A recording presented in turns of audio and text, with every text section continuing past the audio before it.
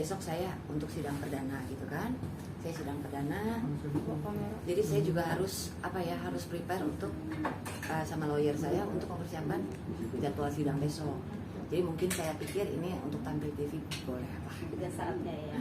Iya. Oke. Seperti apa sih perasaannya walaupun pertimbangannya berat ketika muncul di podcast? Harus banyak hujatan lah bisa dibilang seperti itu. Kan saya bilang bahwa yang namanya netizen itu saya anggap utusan-utusan Allah untuk mengkritik saya. Nggak apa-apa gitu. Selama saya tidak terbawa emosi, saya masih bisa ambil positifnya. Jadi buat saya nggak terlalu concern sama netizen yang bicara tidak mendukung ya. Karena saya lebih ngumpulin energi saya buat yang positif aja sih Mbak. Gitu. Ini bisa dibilang sampai titik darah penghabisan kalau untuk urusan soal anak. Iya. Kalau untuk anak pasti saya akan sampai titik darah penghabisan. Ketika membicarakan ini melihat wajah Keke ada beban tersendiri, sebegitu beratnya kamu sendiri. Sedih saya ini sebenarnya. Di umur segini kasihan dia harus menanggung ini. Tapi semoga Keke jadi anak yang kuat, lebih kuat daripada ibunya dan lebih baik daripada ibunya. Sempat dengar cerita dan berita, justru malah Keke yang menguatkan dan yang memegang tangan. Itu di momen apa? Jadi dia lagi main handphone, dia lagi main apalah gitu ya. Tiba-tiba dia deketin saya, "Ma, aku salut." Mungkin dia dengar saya telepon saya lagi dihujat banyak orang, dia cuma ngomongin tanpa penjelasan lagi. Itu respon apa? Diam. Kadang-kadang emang kayak gitu suka tiba-tiba nyeletuk sesuatu yang seperti orang dewasa gitu. Tapi dia kuat sih, alhamdulillah dia kuat. Berarti dia tahu lah sekarang saat ini banyak yang membicarakan dia tentang dia gitu kan ya. Tapi Keke nggak pernah komunikasi dan saya juga tidak mengajak khusus untuk komunikasi hal ini ya. Buat saya belum pantas umurnya sebetulnya gitu kan. Nanti saya akan coba ajak bicara pada saat dia pas umurnya. Karena dia tidak pernah kekurangan kasih sayang dari seorang ibu. Oke, di luar sana selalu menghujat dan menyudutkan dirimu gitu kan. Kenapa baru muncul ya kan? Sampai ada nominal yang tertulis 17,5. Lagi-lagi itu yang diungkit. Lebih ditegaskan lagi. Saya tegaskan ya Mbak, untuk urusan nilai tidak dapat 1 sen pun dari Reski tidak ada masalah. Gitu. Jadi boleh dicatat kalau ada yang bilang saya serakah, tidak dapat 1 sen pun tidak ada masalah. Kita sama-sama ngikutin jalur hukum yang ada di Indonesia, bagaimana prosesnya, bagaimana pembuktiannya sesuai dengan ilmu pengetahuan atau DNA, itu aja sih. Karena dari awal yang aku kejar kan cuma tes DNA ini. Oke, sebelum muncul ke ranah media, ke publish gitu kan, sempat kan dirimu melakukan jalan secara keluargaan, musyawarah. Bisa sedikit cerita perjalanan yang musyawarah keluarga itu? Jadi hal ini tuh sudah dilakukan selama 4-5 bulan belakangan. Dari awal itu sebelum sampai saya pakai kuasa hukum, saya itu sudah melakukan jalur kekeluargaan. Salah satunya ada kerabat saya menelpon ayahnya Reski, tapi di blok. Begitu paman saya bicara tentang saya, pamannya Weni, ayahnya langsung blok gitu. Kedua, setelah itu dicoba beberapa kali, tidak ada tanggapan yang baik. Setelah itu saya mulai bicara dengan kuasa hukum gitu. Nah, dari kuasa hukum ini akhirnya kuasa hukum mencoba jalur kekeluargaan juga. Karena kuasa hukum saya laki-laki kan, dia mencoba secara laki-laki itu laki-laki gitu loh. Ayo bicara, lebih enak bicaranya, maksudnya kalau untuk mengakui bagaimana secara laki-laki kan, tapi juga tidak ada tanggapan, bahkan pihak sana nggak mau ketemu. Setelah itu baru ada klarifikasi, surat klarifikasi dari kuasa hukum, tidak ada tanggapan, baru somasi, gitu aja sih. Jadi kita tidak sembarang melakukan langkah hukum, tapi kita juga dengan langkah-langkah kekeluargaan terlebih dahulu dan lain-lain. Secara hukum artinya itu harus punya bukti hukum. Jadi bukti-bukti itu dalam kasus itu kan ada 2, saksi dan foto, gitu kan. Tapi yang paling penting di kasus ini adalah menurut kuasa hukum saya ya, itu adalah tes DNA. Saksinya siapa aja kalau gitu? Ada, nanti lihat nanti ya. Di sekeliling Dari keluarga saya juga ada. Karena untuk saksi sebetulnya banyak Mas. banyak yang bisa dijadikan saksi karena lingkungan kantor saya tahu, lingkungan teman-teman saya tahu tentang hal ini. Tahu ini sempat orang mengira pihak sana khususnya seorang Reski Aditya adalah laki-laki yang bertanggung jawab, laki-laki yang kalem. Ternyata secara nggak langsung dia sedikit memberikan kamu efek negatif, bisa dia bilang gitu ya. Ya itulah hobinya dia yang sampai akhirnya kamu terpuruk. Kalau boleh jujur, ketika kalian yang mengenal sosok Reski, dia sosok yang seperti apa?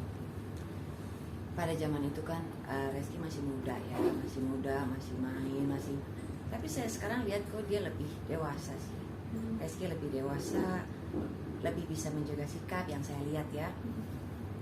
Semoga untuk kasus ini dia juga bisa menanggapi dengan lebih bijak gitu aja sih. Karena saya lihat Reski banyak berubah.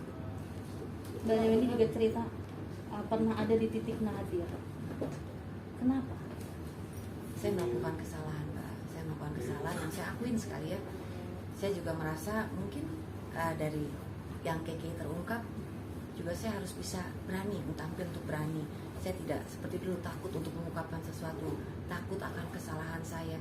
Tidak, saya di sini berdiri, saya berani untuk mengakui kesalahan-kesalahan saya yang dulu, termasuk saya akan perjuangkan hak anak saya. Itu aja. Jadi butuh keberanian sekali buat diri saya maju seperti ini. Sempat tinggal di kos-kosan juga bertiga, itu dalam kondisi kenapa? Karena waktu itu kan saya sempat yang tadi ya saya bilang saya melakukan kesalahan, ada bukan prestasi di pekerjaan, ya akhirnya rumah pun ada diambil oleh bank gitu.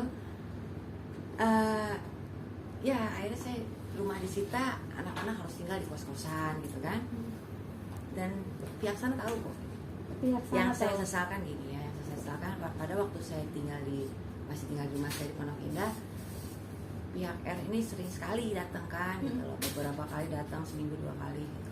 Tapi pada saat saya terpuruk dan tinggal di kos-kosan itu, dia sama sekali tidak pernah berusaha mencari sama kamu ataupun datang. Enggak gitu. Seharusnya kalau bisa dia niat mencari kan seharusnya bisa ya. Kak, benar nggak sih kabarnya kalau Reski yang mengenalkan sama kakak itu maaf ilmu hitam ataupun perjudian juga? Kalau soal itu sih saya nggak pernah nyalain orang ya Mbak. Artinya gini, itu saya lakukan dengan kesadaran. Makanya saya bilang balik lagi ini adalah salah saya gitu. Tapi saya dikenalkan iya. Dengan sebuah permainan lah ya. Dengan sebuah permainan itu. Pada dasarnya saya sendiri punya mental itu. Mental saya gambler. Iya. Tapi dalam pekerjaan gitu kan. Dalam pekerjaan saya berani ambil risiko. Tapi untuk mengenal yang di luar itu permainan jenis apa ya, adu tangkas atau saya tidak pernah sebelumnya. Tapi itu tidak menyalahkan ya, Iya. tidak menyalahkan pihak sana. Sempat pergi juga ke Makau berdua, itu setelah ada keke atau sebelum? Berapa lama? Paling lama berapa? Seminggu lah ya. Dan semua itu biaya dari KWNI sendiri. Kedua. Benar nggak sih Habis merasa berapa? Habis ada berapa, Mbak? Kenapa? Habis berapa? Pelajaran yang habisnya itu adalah pelajarannya mahal sekali itu aja. pelajaran yang mahal? Pelajaran mahal. Dan sebenarnya apa yang saya ceritakan di sini bisa jadi pelajaran juga buat yang lain gitu. Ya kan, bisa jadi pelajaran, ambil positifnya gitu kan, ambil positifnya aja bahwa ini edukasi juga buat semua. Kalau ini cerita dong, waktu lagi si pihak sana Reski Aditya pernah mengalami kecelakaan dan kabarnya KWNI juga yang merawat, KWNI juga yang memperbaiki Jadi gini, motornya ya kan? Jadi waktu itu pagi-pagi saya ditelepon sama polisi tuh ya. Saya ditelepon, mungkin polisi bilang pada saat kecelakaan itu Reski masih sadar, kali ya masih sadar. Mungkin polisi tanya, siapa yang bisa saya hubungin? Dia kasih nomor telepon saya, karena kebetulan nomor telepon saya juga gampang diingat kan. Dia kasih, saya dihubungin, Mbak ada rekannya kecelakaan, katanya gitu. Namanya Reski Aditya. Saya pikir kan bercanda gitu kan. Di mana sekarang Fatmawati? Akhirnya saya ke Fatmawati tuh. Saya ke Fatmawati, dia kayak di barak lah di Fatmawati gitu kan, masih dalam pasien belum dapat kamar. Dari situ saya ambil tasnya dia, saya dia berdarah-darah segala macam. Akhirnya saya amanin dulu tuh yang namanya motornya kan sempat di rumah saya juga kan, motornya sempat di rumah saya. Saya pindahin dia ke rumah sakit Pondok Indah. Saya pindahin dia ke rumah sakit Pondok Indah. Sempat si Reski ngomong, jangan kasih tahu bapak sama ibu buat kayak gitu. Cuman kan ini sesuatu yang krusial ya, artinya nggak mungkin saya nggak kasih tahu. Saya harus kasih tahu saya kasih tahu orang tua yang datang, mulai itu banyak wartawan kan, saya pergi. Itu aja sih. Oke. Tapi pada saat itu berarti Reski semua yang membiayain adalah Kak Weni? Enggak, bukan. Kalau itu enggak. Saya hanya membantu aja. Membantu memindahkan, Mbak. Kak Weni kenapa sih masih tetap membela dan menutupi seorang Reski Aditya padahal dia sendiri tidak mau mengakui itu adalah darah dagingnya? Gini, karena tujuan saya untuk di sini ini adalah untuk pengakuan anak. Saya hanya ingin anak saya diakui oleh ayahnya. Itu aja. Jadi cerita masa lalu atau apapun yang terjadi dulu itu hanya menjadi pelajaran buat aku. Tidak untuk menyalahkan, hanya jadi pelajaran dan untuk introspeksi khususnya buat saya. Buat saya bisa maju ke depan. Jadi saya ini kan orang yang tadinya untuk maju aja takut karena kesalahan. Saya mengurung diri, saya punya rasa apa ya? Saya belajar mengatasi adiksi saya juga berulang-ulang kan.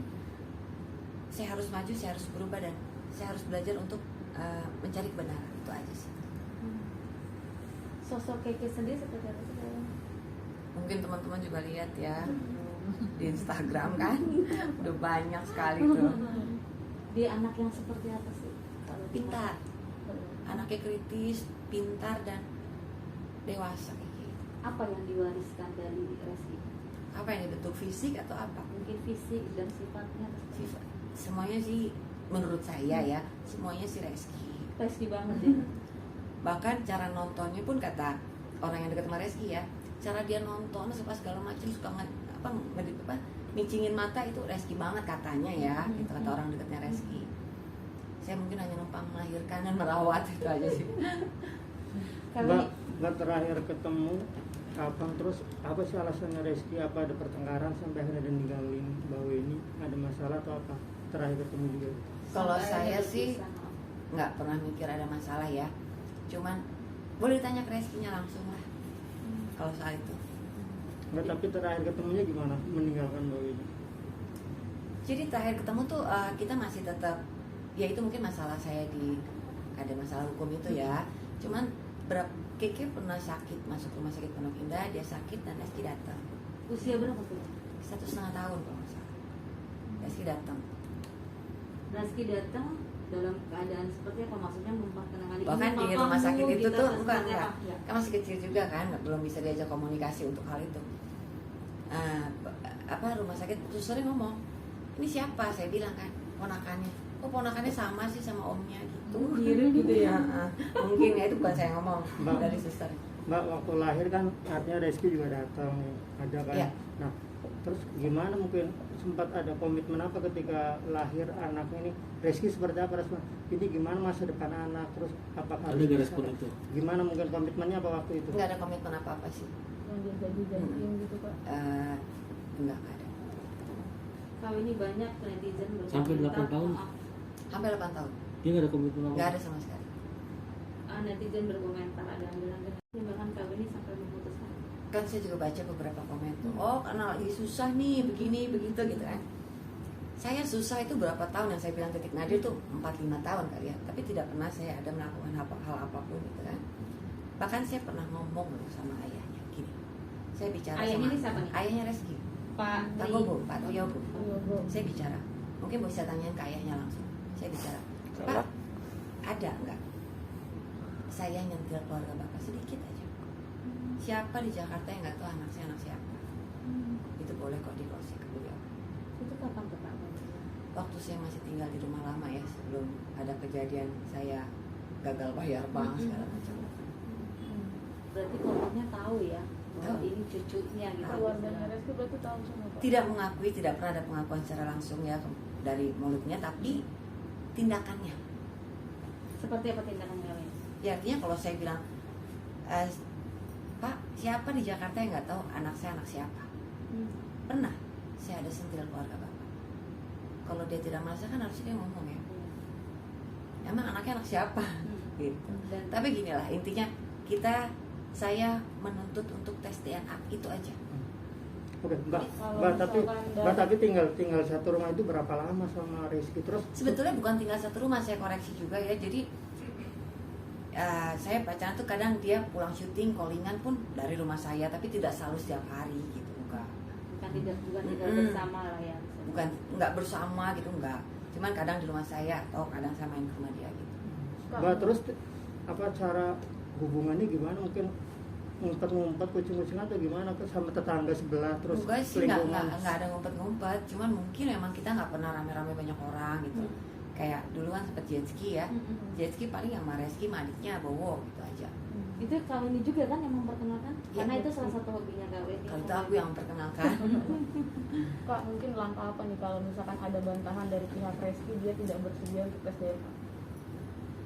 Mungkin nanti aku akan bicara sama kuasa hukum aku ya, untuk langkahnya bagaimana. Cuman satu hal, diakui tidak diakui oleh Reski, Keke tetap anak saya. Keke tahu bahwa ibunya berjuang, itu aja sih. Jadi nggak ada masalah juga.